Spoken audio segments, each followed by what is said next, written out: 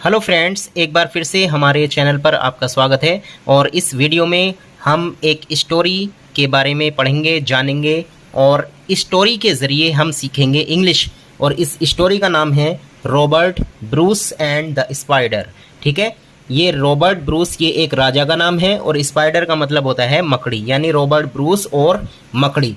देखिए, many centuries एगो, centuries का मतलब होता है शतकों, यानी 100 साल के समय को हम सेंचुरी बोलते हैं। तो इसका मतलब ये हो गया कि कई शतकों पहले, यानी कई सौ साल पहले ऐसे भी बोल सकते हैं।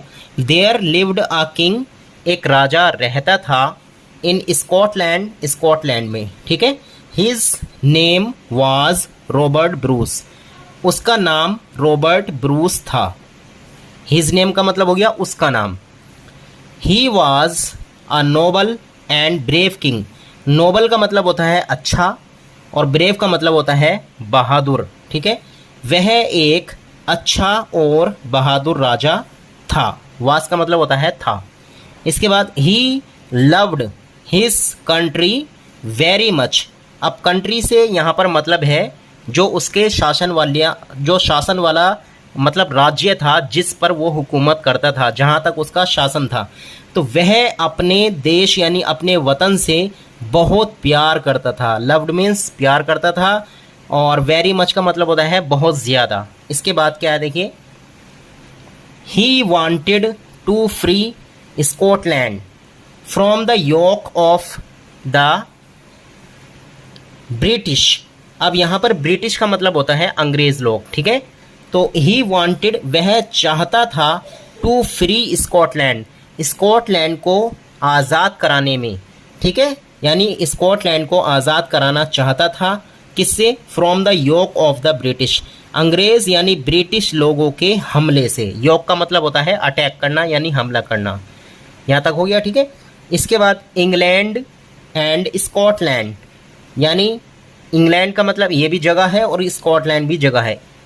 इंग्लैंड और Scotland were there for constantly at war, यानी इंग्लैंड में और स्कॉटलैंड में, इन दोनों में लगातार युद्ध यानी लड़ाई छिड़ी हुई थी उस वक्त। ठीक है, कॉन्स्टेंटली का मतलब होता है लगातार, एट वार मीन्स लड़ाई।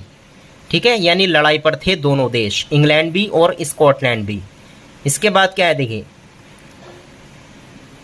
रॉबर्ट ब्रूस ये राजा का नाम है, अभी बताया था, किंग का नाम है। गैदर्ड, गैदर्ड का मतलब होता है इकट्ठी की, जमा की। अ बिग आर्मी, एक बड़ी सेना, यानी रॉबर्ट ब्रूस ने एक बड़ी सेना इकट्ठी की, तैयार की। एंड फोर्ट, और लड़ाई की, अगेंस्ट द इंग्लिश। ठीक है, अगेंस्ट का मतलब होता है खिलाफ, द इंग्लिश का मतलब हो गया यहाँ पर अंग्रेज लोग। देखिए, जब हम इंग्लिश खाली इंग्लिश लिखेंगे तो लैंग्वेज है, और उससे पहले अगर द आ जाए तो हम इसका मतलब ये निकालते हैं फिर कि अंग्रेज लोग। ओके, तो रॉबर्ट ब्रूस ने एक बड़ी सेना इकट्ठी की और अंग्रेज़ों के खिलाफ लड़ाई लड़ी। फोर्ट मीन्स लड़ाई लड़ी, यानी लड़ी। ठीक है, यानी लड़ा या लड़ाई लड़ी, इस तरीके से इसका मीनिंग निकालेंगे। और 6 टाइम का मतलब हो गया 6 बार। ठीक है, 6 बार उसने लड़ाई लड़ी अंग्रेज़ों के खिलाफ। इसके बाद क्या हुआ, but every time, but means होता है लेकिन, एवरी टाइम का मतलब होता है हर बार। ही वॉज डिफीटेड, वह हार जाता था। ठीक है, ही वॉज डिफीटेड मीन्स वह हार जाता था। He had a narrow escape, अब उसके लिए भागने की भी कोई जगह नहीं थी। ठीक है, नैरो एस्केप, वैसे नैरो का मतलब होता है संकीर्ण, यानी जिसकी चौड़ाई कम हो, और एस्केप का मतलब होता है जगह छोड़ना यानी निकल जाना कहीं से। तो अब उसके पास जो है कहीं भागने की भी जगह नहीं बची थी। और his 6th defeat broke his heart, उसकी छठी हार ने, डिफीट मीन्स यहाँ पर हार है, 6 मीन्स छठी, उसकी छठी हार ने ब्रोक हिज हर्ट, उसका दिल तोड़ दिया था। ब्रोक मीन्स तोड़ा या तोड़ दिया था। ही रिटायर्ड इनटू द फॉरेस्ट, और वो अपने आप को जंगल में ले गया था। ठीक है, वैसे रिटायर का मतलब होता है सर्विस से रिटायर होना यानी सर्विस छोड़ देना, तो वो अपने आप को जंगल में ले गया था। ही हिड इन अ डार्क केव, ही का मतलब वह, हिड मीन्स छिप गया, हिड मीन्स छिपा या छिप गया था। कहाँ पर? इन अ डार्क केव, एक गुफा में। और डार्क, डार्क का मतलब होता है अंधेरी जैसी, यानी अंधेरी गुफा में, जहाँ पर अंधेरा हो।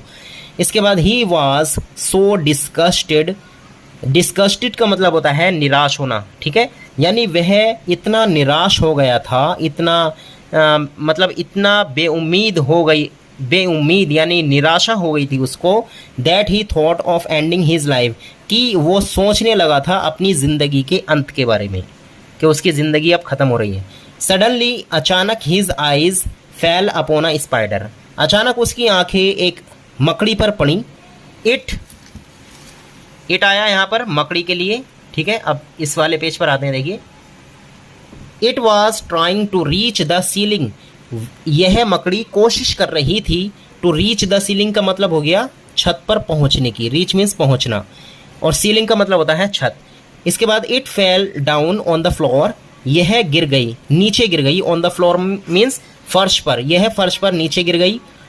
आफ्टर अ शॉर्ट वाइल, थोड़ी देर के बाद, इट ट्राइड अगेन, इसने फिर कोशिश की, ट्राइड मीन्स कोशिश की, अगेन मीन्स दोबारा, फिर से, बट इट फेल डाउन, लेकिन यह फिर से गिरी, वंस अगेन, एक बार फिर से, यानी दोबारा फिर से गिरी है। Every time, her bar, it fail, यह गिर जाती थी, यानी मकड़ी के बारे में बात हो रही है अभी, ये मकड़ी गिर जाती थी।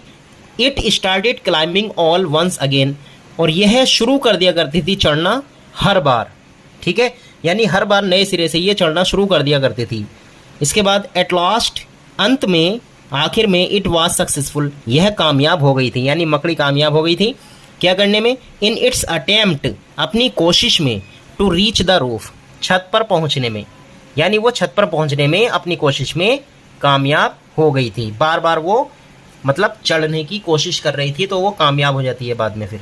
इसके बाद क्या हुआ देखिए, the spider encouraged him, encourage means यहाँ पर है किसी की हिम्मत बढ़ाना, यानी मकड़ी ने उसकी हिम्मत बढ़ाई, मतलब राजा की हिम्मत बढ़ाई, टू ट्राई अगेन, यानी दोबारा फिर से कोशिश करने में, कि दोबारा फिर से कोशिश करो, उसके दिमाग में ये बात आई, मकड़ी के ज़रिए उसको ये शिक्षा हासिल हुई।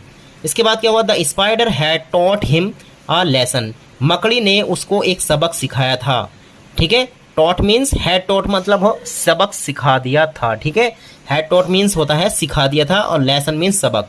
Never say die but try, और वो सबक क्या था कि never say die but try, लेकिन के मौत को मत कहो, मौत को मत पुकारो, लेकिन कोशिश करो, ट्राई अगेन, फिर से कोशिश करो। He again gathered a big army, उसने फिर से एक बड़ी सेना तैयार की, एंड डिफीटेड द इंग्लिश, और अंग्रेज़ों को हराया, अंग्रेज़ों को हरा दिया।